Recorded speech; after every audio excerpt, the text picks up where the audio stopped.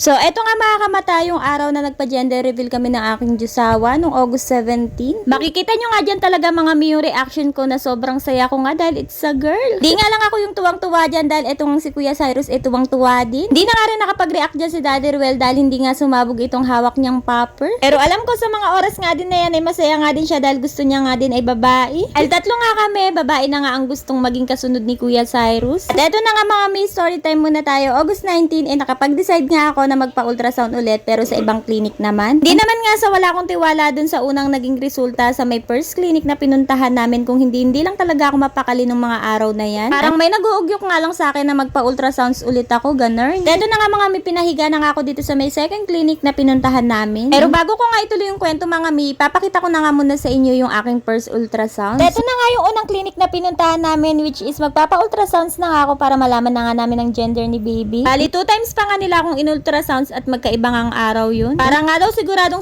sila sa resulta dahil alam nga nila ay magpapa-gender reveal nga ako. At fast forward na nga tayo mga mi at natapos na nga yung aming pa-gender reveal dito at ayan, malinaw na malinaw nga dito sa may resulta na it's a baby girl nga. At balik nga tayo dito sa may August 19 kung saan nga nagpa-ultrasound ulit ako sa ibang clinic naman. Kabang-kabang ako ng mga oras na yan at ayoko nga isipin na nagkamali nga yung first ultrasound sa akin. Hindi pa nga nagsasalita dito si doktora pero iba na ang pakiramdam ko.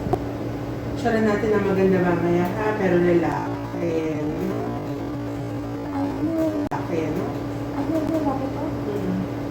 Kaya dinig nga dito mga mi yung sinabi nga ni doktora na lalaki nga daw, uy. At grabe, sobrang nga talaga akong nasyak sa sinabi niya na lalaki nga daw. Kaya naman hindi ko nga talaga alam mararamdaman ko sa mga oras na yan dahil sa first ultrasounds ko nga ay sinasabi babae at sa second ultrasounds ko nga ay lalaki. At eto na nga binigay na nga sa amin yung copy na resulta at lumong-lumo nga ako nung mga oras na yan nung nalaman ko nga na baby boy daw at hindi baby girl. Yung mga oras nga na yan ay naguguluhan nga kaming mag-asawa dahil sa unang ultrasounds nga ay babae at sa pangalawa naman ay lalaki. Di nga talaga kami mapakali ng mga araw na yan kaya naman pumunta na naman nga kami sa ibang clinic para magpa-ultrasound. Kaya naman kahit medyo may kamahalan nga yung ultrasounds, hindi na nga kami nagdalawang isipan na magpa-ultrasounds lalo na nga ako. Para makasigurado na nga rin talaga kami kung ano nga ba talaga ang gender ni baby. Dito nga sa pangatlo, syempre dito na nga natin malalaman kung ano nga ba ang gender ng baby. At isa pa, mahirap nga din talagang bumili ng mga gamit ni baby kung hindi ka nga sigurado sa gender. At eto na nga yung aking pangatlong ultrasounds. Eto, pinahiga na nga ako at kinakabahan nga ako sa mga oras na yan. Inaabangan ko na nga lang yung sasabihin sa akin ni doktora kung babae nga ba o lalaki. Pero sa totoo nga lang talaga yung umaasa pa nga kami ni Daddy Ruel na babae nga ang kanyang sasabihin. Dito nga sa pangatlong ultrasounds ko, medyo nahirapan nga siyang hanapin ng gender ni baby. Hanggang pinaside position niya na nga ako at hindi pa rin talaga makita-kita. Kaya naman dito talaga sa pangatlong clinic nagtagal talaga kami. Pero mga ilang sandali nga lang din ay may nakita na siya pero hindi nga lang daw 100%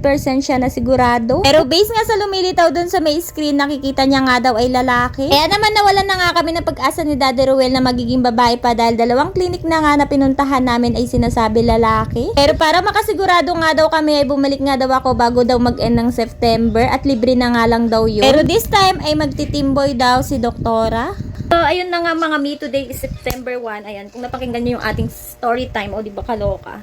So, ayan, 2 weeks ago mga mi, nung nagpa-gender reveal ako, and then ilang araw lang din nalaman ko na it's a boy pala. So, ayun na mga mi, ito yung resulta ng ating mga ultrasounds. Ayan, so may nakakaloka. So, napansin niyo mga ilang araw or ilang linggo din akong hindi nag-upload ng video dahil na-shock talaga ako sa sa nalaman ko, 'di ba? Yung feeling mo yung nagpa-gender reveal ka tapos naman pala is nagkamali, hindi naman pala babae sa po. Yung alam mo yung feeling na ganun. Kaya hindi ko alam guys kung ako ba yung may mali dahil hindi agad ako nagpa-ultrasounds or nagpa-second ultrasounds bago ako nag-gender reveal or sila ba na nagtiwala ako sa kanila na siguro sila sa resulta. So ayun guys, na-shock lang ako pero hindi naman ako nalungkot dahil isa boy nga yung aking baby. Ayan, masaya pa din ako kasi blessing pa rin to, baby ko to. Ayan, kahit ano pa man din, tanggap ko naman kahit ano. Kaso nga lang, ang problema nga is na-shock ako. Yung parang feeling mo, emotional damage, yung parang pinaasa ka lang na babae kasi nga, which is gustong-gusto nga namin na babae na this time. Lalo na ako kasi CS mama ko eh. Parang 2-3 lang yung pwedeng maging anak mo kapag CS ka, ganoon. Kaya this time gusto ko sana babae na. Yung feeling na umasa ka na babae na. Pero boy para. Pero it's okay, wala namang problema doon. Masaya pa din ako kasi baby ko to, blessing to. Ayan, masaya pa rin kami. And ilang araw lang, na-shock lang din talaga ako kaya hindi ako nakakapag-upload ng mga ilang linggo din. At ayun, about naman dun sa may clinic na una kong pinag-ultrasounds, ayun, nag-chat na, ay nag-text na ako sa kanila, pero hindi sila nagre-reply. Ayun, so, ayan yung, yung text ko sa kanila, basahin nyo na lang sa screen. Pero wala kasi akong natanggap na kahit anong pasyensya, ganun. So, nakakalungkot lang, pero okay na ako.